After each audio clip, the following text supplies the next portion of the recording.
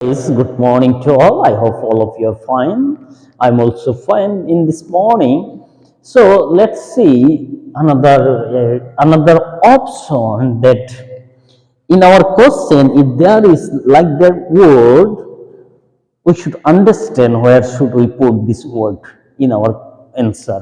So আজকে এই সকালে আমি আবার দেখাতে চাই যে এইচএসসির যে 3 নম্বর প্রশ্ন special usage or words phrases of special uses, তো এখানে যদি হোয়াট ইফ আমাদের যে প্রশ্ন থাকবে এই প্রশ্নের উপরে যদি হোয়াট ইফ লেখাটি থাকে, এই হোয়াট ইফ মানে হলো কোনো কিছু ঘটার ভয়।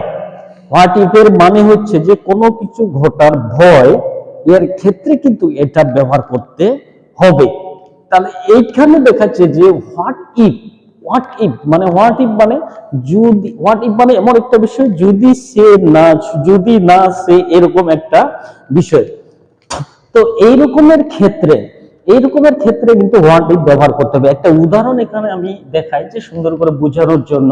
তো এখানে বলছে এ বাস ওয়াজ passing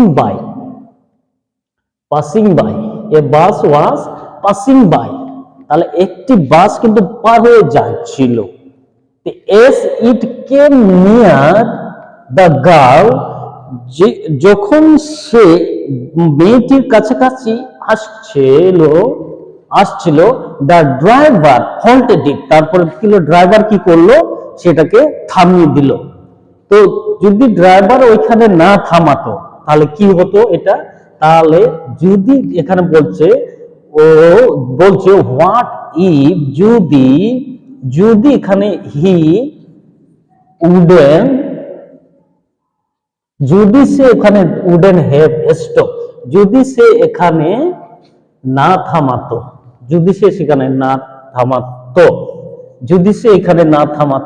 স্টপ ইট, যদি সে এখানে না থামাতো তাহলে কি হতো, মেয়েটি মারা যেত।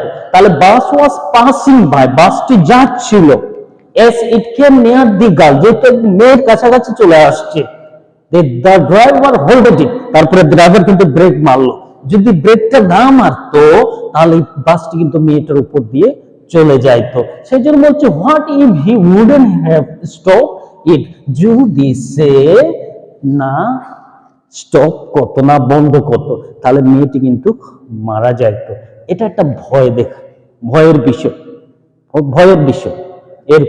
এরকম ভয়ের বিষয় যদি দেখায় তাহলে আমরা সাপোজ আমি আবারও এরকম উদাহরণ দিতে পারি, যেমন what if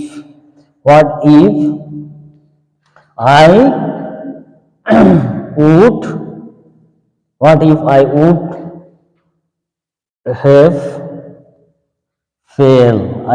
fail the exam, এরকম এটা কিন্তু ব্যবহার করা যেতে পারে। তাহলে এটা বলছে যে ভয়ের বিষয়, যদি আমি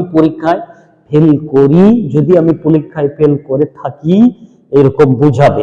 এরকম যদি ভয় প্রদর্শন করে সেখানে কি হবে, অবশ্যই এই হোয়াট ইফ ব্যবহার করতে হবে। কিন্তু হোয়াট ইফ এর পরে এই টেন্সটা আমাদেরকে মনে রাখতে হবে। টেন্স অনেক ইম্পর্টেন্ট জিনিস, সেটা তো আমি আগেও বলেছি যে টেন্স হলো অনেক ইম্পর্টেন্ট জিনিস। টেন্স যেন আমাদের একদম ক্লিয়ার থাকে, টেন্স ছাড়া কিন্তু এটা কখনো প্রকাশ করা যাবে না। যেহেতু ঘটনাটি ঘটেছে কিন্তু সম্পূর্ণরূপে এই ঘটনাটা কিন্তু এখনো সম্পূর্ণ ঘটেনি, ঘটার সম্ভাবনা ছিল কিন্তু ঘটনাটি ঘটেনি। সেই জন্য এটাকে এই টেন্সে ব্যবহার করতে হবে, যেটা সত্য প্রকাশ করতে পারতেছে না, যেটা ঘটনাটা সম্পূর্ণ হয়েছে এরকম প্রকাশ করতে পারতেছে না। তাহলে এইরকম যদি দেখায় তাহলে আমাদেরকে এটা ব্যবহার করতে হবে, তাহলে আমরা অনেক সহজে কিন্তু এটা জিনিসটাও অর্থবোধক ভাবে আমরা প্রকাশ করতে পারবো। So let's see another one.